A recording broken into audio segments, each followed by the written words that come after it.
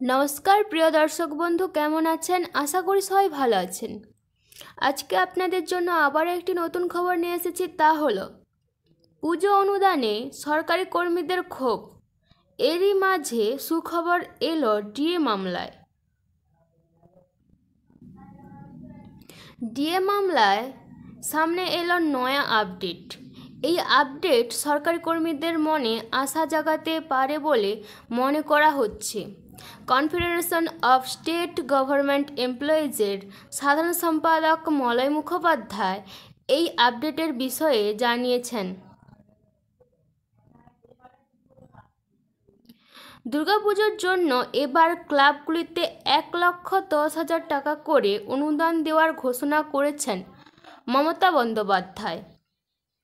তবে সুপ্রিম কোর্টের নির্দেশে বকেয়া ডিএর 25% এখনও মেটাতে পারেনি রাজ্য সরকার। এই বকেয়া মেটাতে 6 মাসের অতিরিক্ত সময় চেয়ে নিয়েছিল সরকার। এই আবহে রাজ্য সরকারি কর্মীদের ক্ষোভ তৈরি হয়েছে। এই সবের মাঝেই এবার ডিএ মামলা নিয়ে বড় আপডেট সামনে এলো।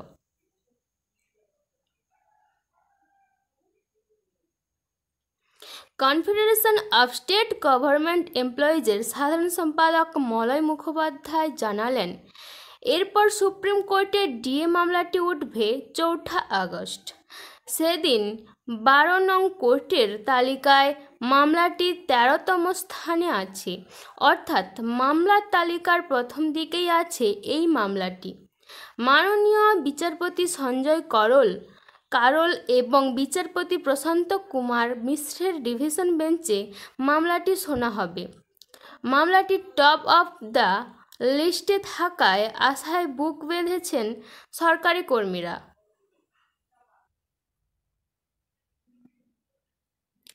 এদিকে সুপ্রিম কোর্টের নির্দেশ মতো 27 জুনের মধ্যে রাজ্য সরকার বকেয়া 25% ডিএ মিটিয়ে না দেওয়ার ইতিমধ্যে মুখ্য সচিব এবং অর্থ সচিবকে আদালত অবমাননার নোটিশ পাঠানো হয়েছে। কনফেডারেশন অফ স্টেট গভর্নমেন্ট এমপ্লয়িজের তরফ থেকে 30 জুন সংগঠনের তরফ থেকে সশরীরে নবান্নে গিয়ে সেই নোটিশ দিয়ে আসা হয়েছিল।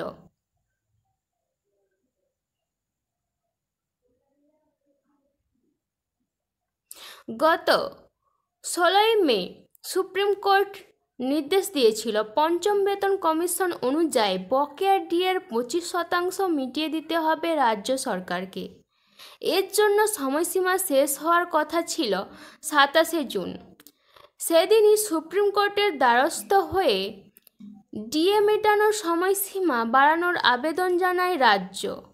এদিকে সময়মতো ডিএ না পেয়ে রাজ্য সরকারি কর্মীরা আদালত অবমাননার মামলা দায়ের করেছেন সুপ্রিম কোর্টে। এদিকে রাজ্য সরকার বকেয়া ডিএর সুপ্রিম নির্দেশিকায় সংশোধন চেয়ে যে আবেদন করেছেন তাতে তাদের যুক্তি, ডিএ বাধ্যতামূলক নয়। বিষয়টি সম্পূর্ণভাবে রাজ্যের আর্থিক পরিস্থিতির উপর নির্ভর করে। এদিকে সরকারের তরফে আরও বলা হয়েছে, এআইসিপিআই এর ভিত্তিতে ডিএ প্রদান বাধ্যতামূলক করা হলে তা নিয়োগকর্তার বিবেচনা ক্ষমতাকে খর্ব করবে। এছাড়া সরকারের আরও বক্তব্য, পে কমিশনের সুপারিশ বাধ্যতামূলক নয়।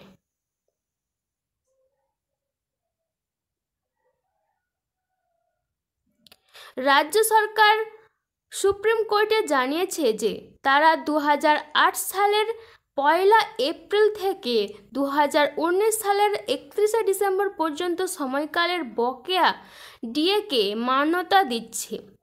এদিকে হলফনামায় আবার রাজ্য সরকার জানিয়েছে যে বিপুল সংখ্যক কর্মচারী এবং দীর্ঘ সময় ধরে বকেয়া থাকার কারণে এই মুহূর্তে বকেয়া মেটানো একটি বিশাল আর্থিক বোঝা, আর তাই কমপক্ষে আরও 6 মাস সময় চেয়েছে রাজ্য সরকার।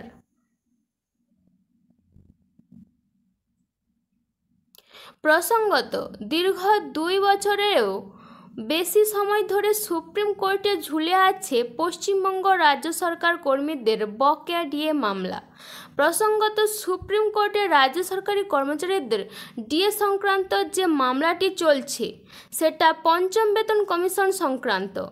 2016 সাল থেকে সেই মামলা চলছে। এই মামলাটি state administrative tribunal Kolkata high court হয়ে সুপ্রিম কোর্টে এসেছে। প্রথমে সেটে জয় পেয়েছিল রাজ্য সরকার, তারপর থেকে প্রতিটি ক্ষেত্রে জয় পেয়েছেন রাজ্য সরকারি কর্মচারীরা। আমার ভিডিওটি ভালো লেগে থাকলে ভিডিওটি লাইক, শেয়ার এবং সাবস্ক্রাইব করতে ভুলবেন না। নমস্কার।